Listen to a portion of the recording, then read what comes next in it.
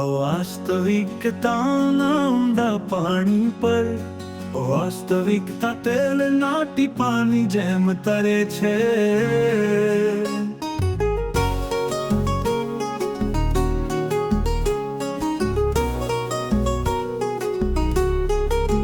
દરેકને કલેક્ટર બનવું છે, પણ મજબૂરીમાં કંડક્ટરનું ફોર્મ ભરે છે.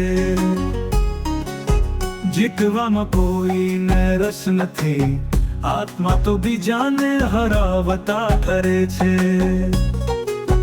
મંજિલ મીઠી સાકર જેવી લાગે છે, પણ ઝેર જેવા સફરથી ડરે છે.